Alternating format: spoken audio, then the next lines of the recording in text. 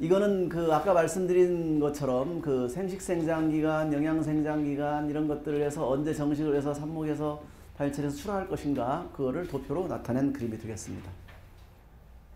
그 다음에 이제 여러분들이 아까도 어떤 분이 이제 질문을 하셨는데 시설이 과연 필요하느냐 시설. 근데 시설이 있으면 좋습니다. 시설 내에서는 내가 암막 처리라든가 모든 걸 자유자재로 할 수 있기 때문에 시설이 있으면 좋은데 지금은 여러분들이 취미로 하는 그런 국화를 키우기 위해서 시설을 하신다는 거는 조금 어려울 것 같아요. 그래서 시설을 하시더라도 한꺼번에 많은 시설을 하시지 마시고 일단 조금 시설을 해가지고 점차 확장시키는 그런 방법이 좋을 것 같습니다.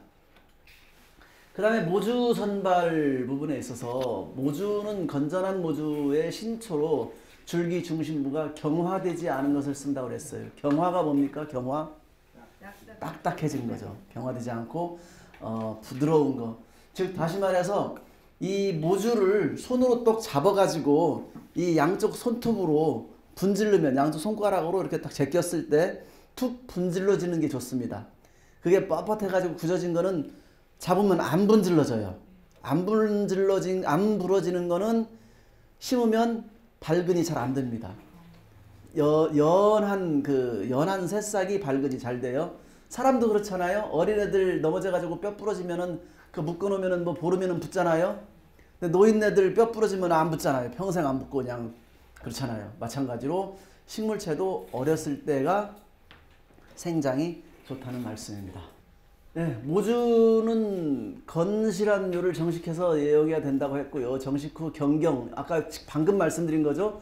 첫 수는 반드시 적심을 실시해야 된다 그랬어요.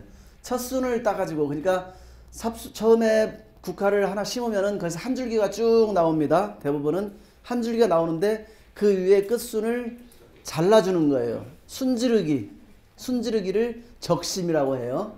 예, 같은 말입니다. 순지르기를 적심이라고 합니다.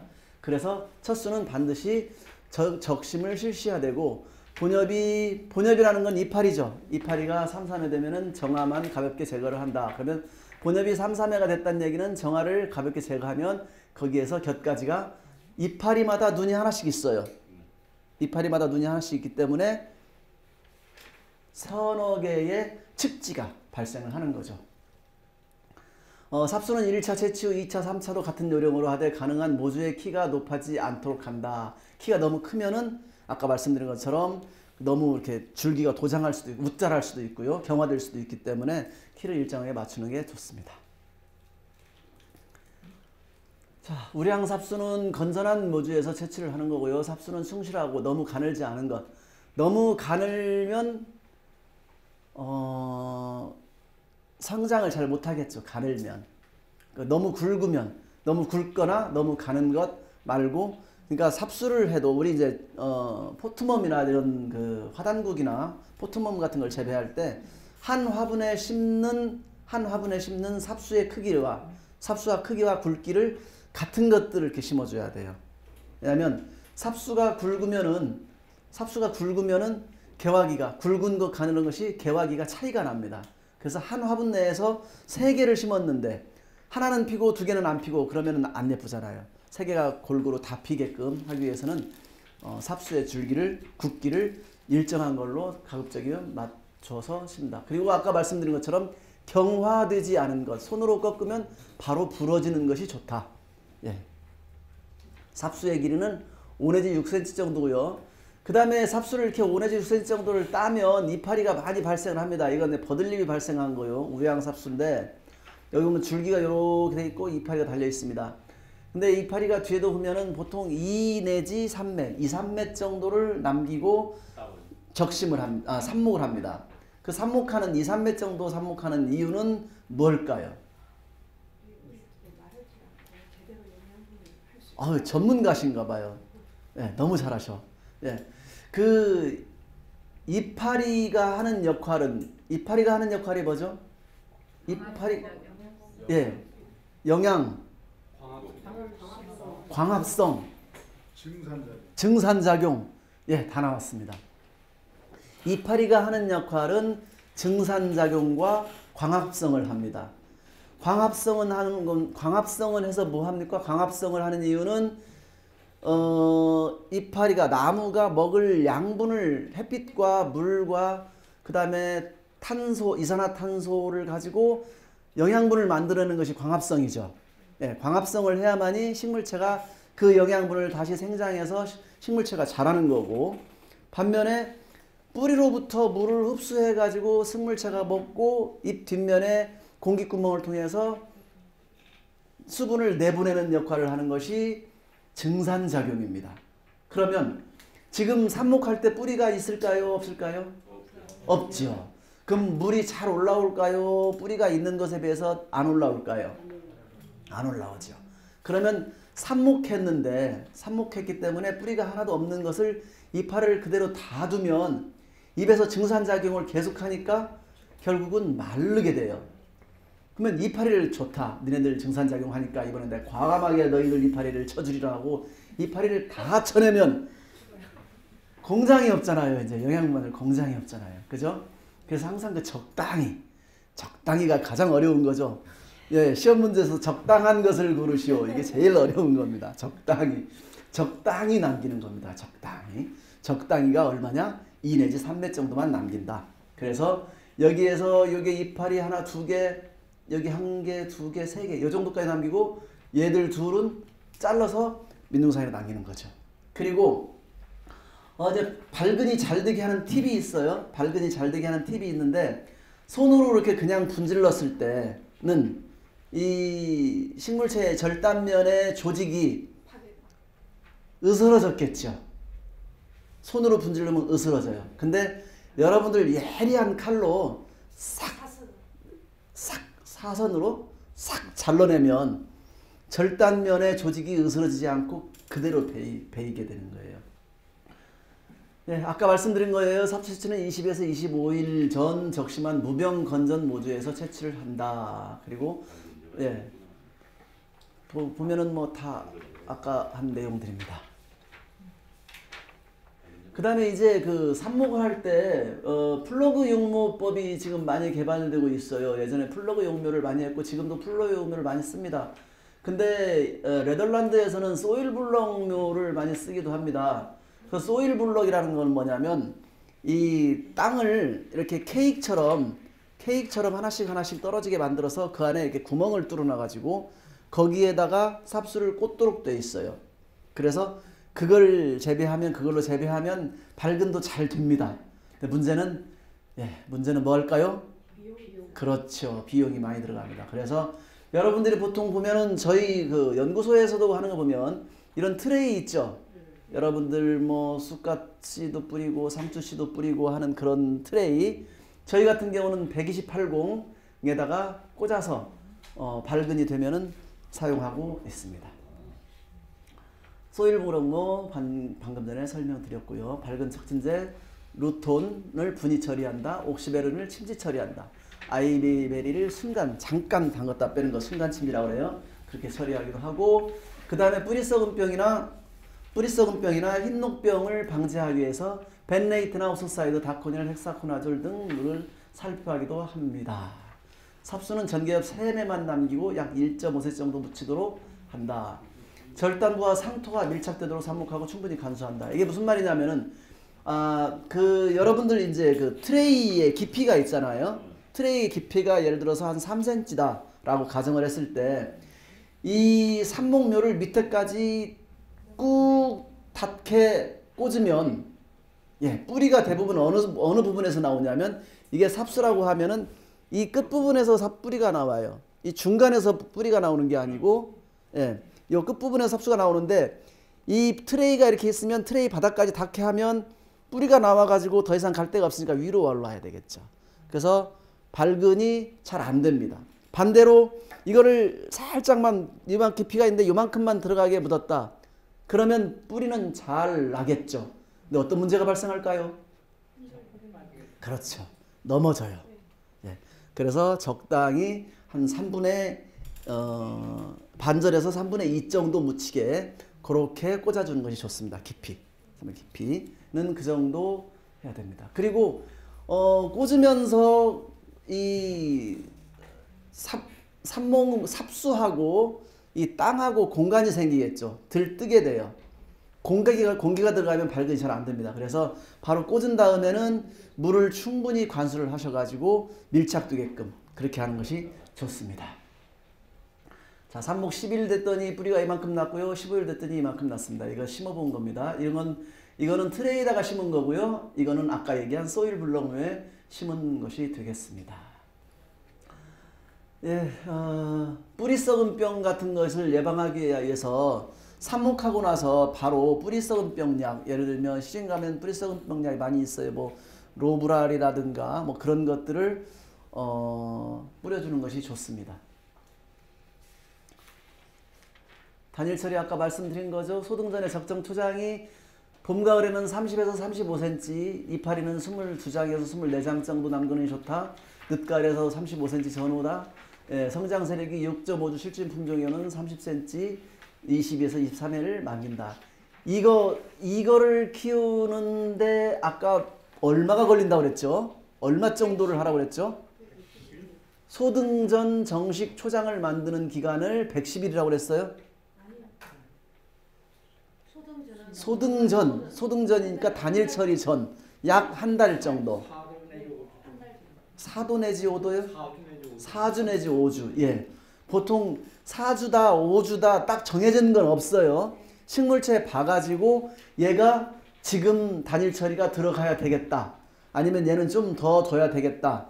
아니면 그 정해진 D-Day가 있다. D-Day가 있다고 하면 그날 무조건 들어가야 되겠죠.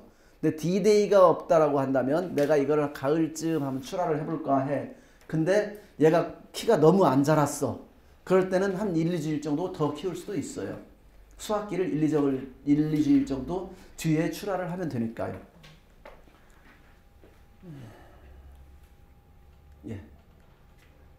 아까 말씀드린 것처럼 이제 외화제 처리에 대해서 얘기했었나요? 외화제 처리? 외화제 처리는 주로 이제 B9이라는 것을 외화제를 많이 처리를 합니다. 이거는 키가 자라는 것을 못 자라게 눌러주는 역할을 해요. 보통 스프레이 국화에 있어서도 가운데 나온 꽃눈 하나만, 그 꽃송이 하나만 길게 쭉 올라오는 경우가 있습니다. 그리고 키가 너무 큰 경우는 B9을 처리해가지고 키를 좀 눌러주는 역할을 해요. 보통 1000배, 1500배 정도 타가지고 그 농약 치듯이 옆면 살포를 해주시는데요. 한 번 1회 살포할 때 한 3, 4cm 정도 키가 줄어듭니다. 예. 줄어들어요. 키가 안 커요. 예. 그렇기 때문에 포트멈 같은 경우는 너무 키가 크면 안 되잖아요. 화분 요만한 9cm, 10cm에 심는데 얘가 50cm 자라면 안 되잖아요. 물론 생육 특성상 잘 안 자라는 품종을 심기도 해야 되겠지만 그래도 키를 조금 낮춰주려고 한다고 하면 B9을 한 번씩 살포해주면 키를 줄여주는 역할을 할 수가 있습니다. 스프레이에 있어도 키가 너무 많이 큰다. 그러면 B9을 살포를 해줍니다. 네, 생장 억제제는 1회 살포한 뒤 5 내지 7일 후에 2차 살포 시기를 결정한다 그랬습니다. 그래서 보통 오늘 치고서 또 내일 치고 모레 치고 그러면 안 됩니다. 네, 그리고 농도를 너무 진하게 치면 안 돼요. 보통 1000배에서 1500배 정도를 살포를 해주셔야 하는데 어떤 분들은 욕심내서 이걸 키를 바짝 좀 줄여보시겠다고 막 500배 이렇게 타서 칩니다. 그러면 얘가 땅에 달라붙어가지고 다 해서 안 일어납니다. 조심하셔야 됩니다.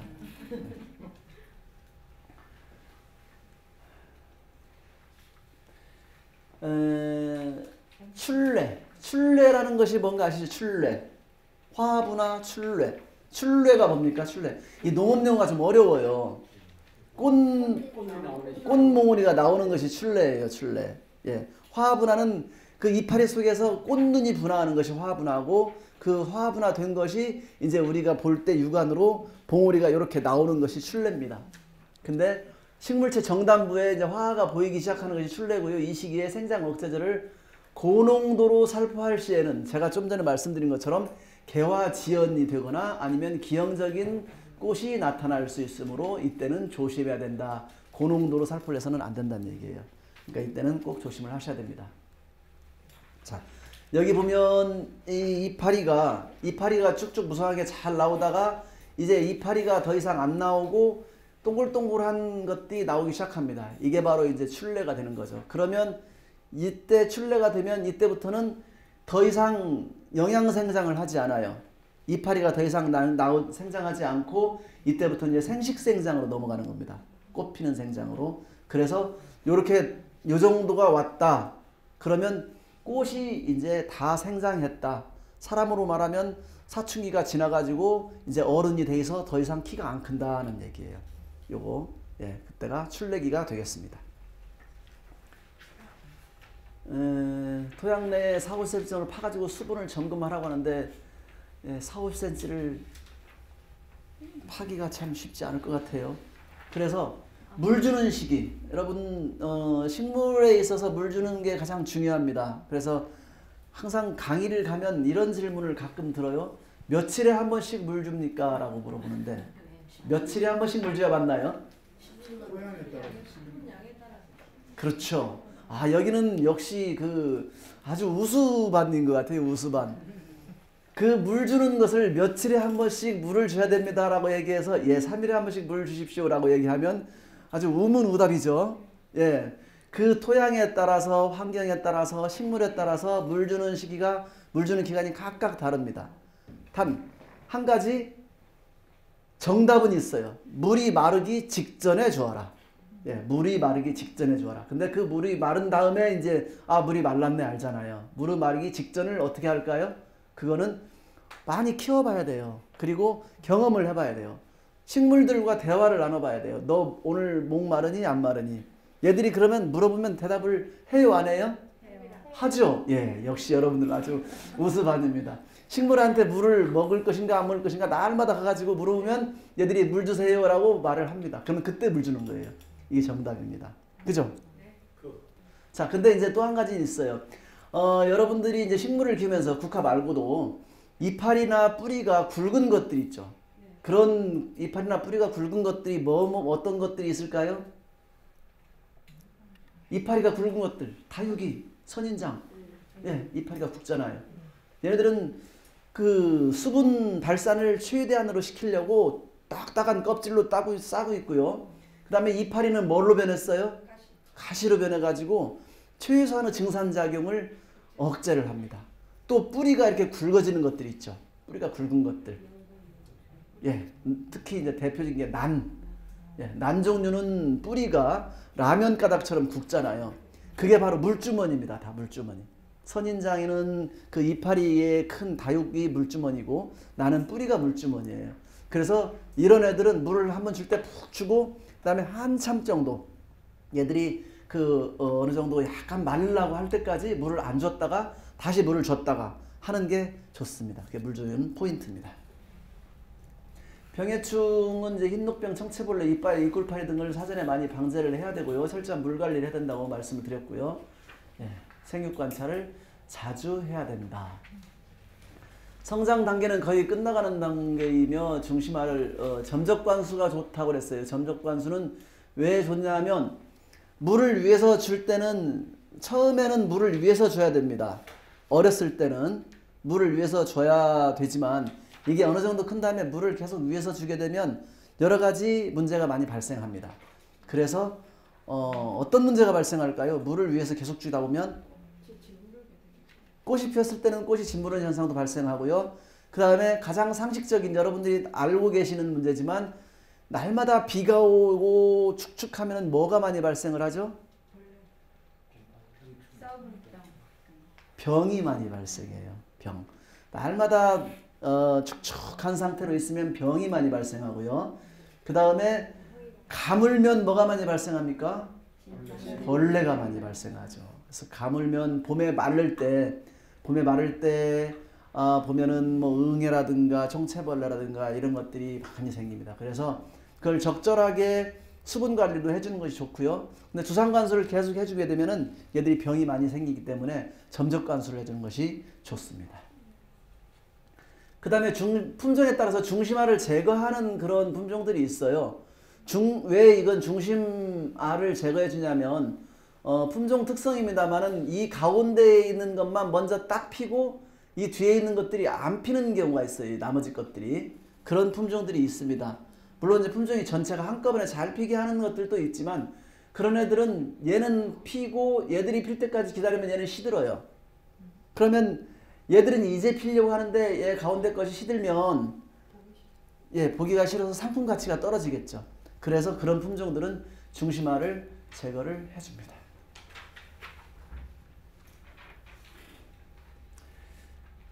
우리가 연구소에서 육성한 품종들이고요.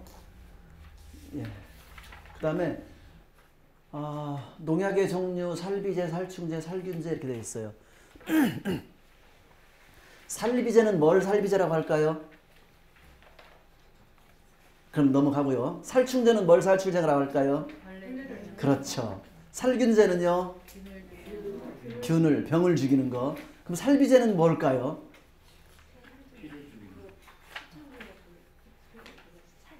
시간이 없으니까 제가 설명드릴게요. 살비제는 바로 뭐냐면 응애를 죽이는 것이 살비제입니다.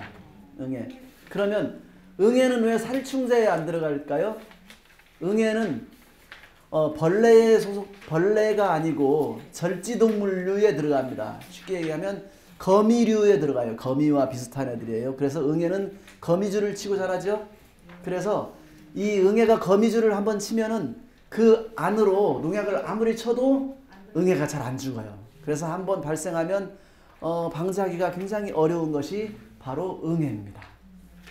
국화에는 어떤 해충들이 발생을 하냐면요. 전박의 응애라든가 이꿀파리, 종채벌레, 진딧물, 나방, 달팽이류 등이 발생을 합니다. 발생하는 병은 흰녹병, 잿빛곰팡이면 잘록병, 뿌리썩은병, 역병, 버티실륨병 등이 발생을 합니다. 자, 그러면 응애는 알이 돼가지고 유충이 됐다가 성충이 되는 이런 한 사이클을 가지고 있습니다. 여름철에 뜨거울 때는 한 7.3일이면은 한 사이클이 돌아가요. 알에서 벌레가 됐다가 알로 가는데 7.3일인데 보통 이제 온도가 내려갈수록 얘들이 기간이 늦어집니다. 그래서 일주일에 한 번 정도 응애가 발생하기 전부터 일주일에 한 번 정도 예방 차원에서 약을 쳐주면 응애 발생을 막아줄 수가 있습니다. 그래서 응애에 잘 듣는 농약들이 이런 농약들이 있고요. 침투 이행성 농약이 있고 접촉동에 의해서 주는 그런 농약들이 있습니다. 여러분들 침투 이행성 농약은 뭔지 아시죠? 침투 이행성이라고 되어 있어요. 침투 이행성을 잘 모르시는구나. 보통 농약을 딱 치면은요, 농약이 벌레에 가서 탁 맞으면은 딱 맞고 으야 하고 아파서 죽습니다. 근데 이 아까 응애처럼 거미줄 치고 들어간 애들이라든가 아니면 이 가을철에 여러분들 배추 키우는데 배추 속에 들어있는 청벌레 같은 것들 있잖아요. 얘네들한테 농약을 맞춰야 되는데 맞출 수가 없습니다. 그죠? 못 맞추잖아요. 벌레가 나와서 나한테 농약을 뿌려주세요 해야 가한테 탁 쏴가지고 맞추는데 얘들이 숨어있단 말이에요. 그럴 때는 어디다 뿌리냐면은 식물체에다가 농약을 줍니다. 그러면 식물체 안에 농약 성분이 흡수가 돼요. 식물체 안에 농약 성분이 흡수가 됐다가 벌레가 식물체의 지백을 빨아먹든가 아니면 조직을 갉아먹으면 그 먹은 그 식물체 내에 독약이 들어있어서 벌레가 죽는 거예요. 침투유행성 농약입니다. 그래서 보통 침투유행성 농약은 농약의 잔류기간이 짧을까요? 길까요? 짧아야 되는데 먹고 죽어야 하기 때문에 짧게 할 수가 없어요.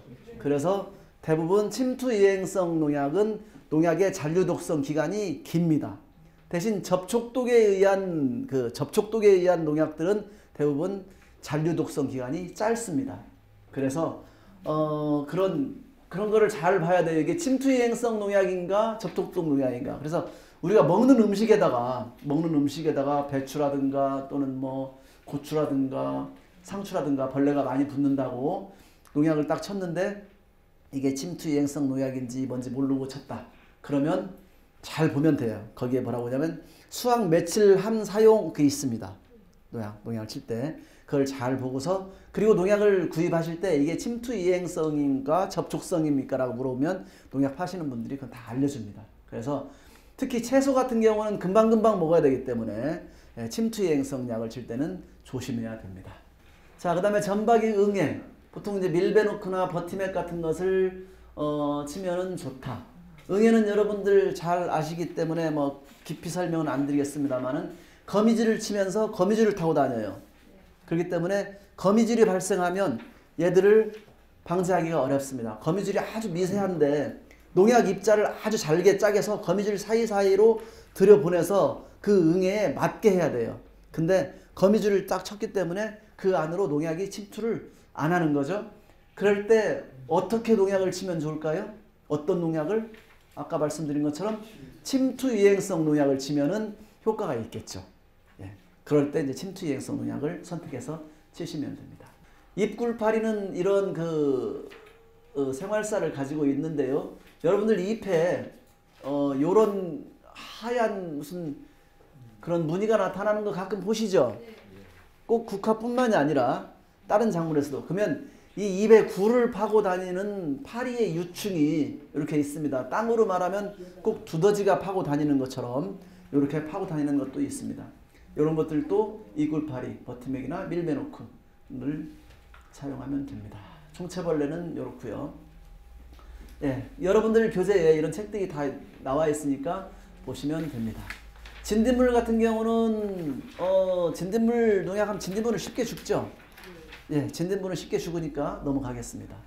그 다음에 이제 파밤나방, 거세미나방 이런 것들, 나방 종류도 아까 말씀드린 것처럼 침투 유행성 농약을 쳐주는 것이 좋습니다. 얘네들이 등치가 크기 때문에 약 조금 맞았다고 해서 바로 안 죽더라고요. 얘들은 약 조금 맞아도 그냥 툴툴 털고 일어나서 가더라고요. 그러니까 침투 유행성 약을 치는 것이 좋습니다. 그 다음에 이제 국화농사를 지면서 이제 백수라고 하는 흰녹병이라는 아주 대표적인 병이 있는데 요렇게 잎 뒷면에 하얀 점이 콩콩콩 박히면서 보통 크기가 지름이 한 2mm, 3mm 정도 되는 하얀 그런 병이 생겨요. 이거 백수라고 하는데 이런 부분은 주로 이제 언제 많이 발생하냐면 봄이라든가 여름에 장마철, 예, 그리고 환기가 잘 안 될 때 백수병이 많이 발생합니다. 그러니까 환기 관리를 충분히 해주시고요. 그 다음에 여기 보면은 해비치 같은 농약을 많이 쳐주는 것이 좋습니다.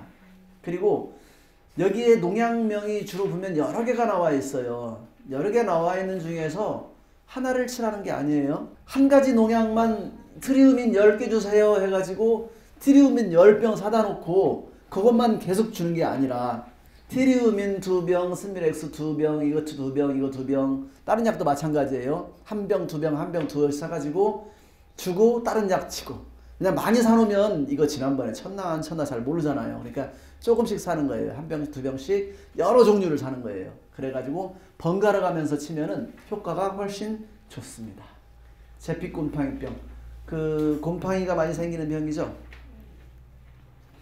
잘록병, 뿌리 썩은 병, 역병. 예.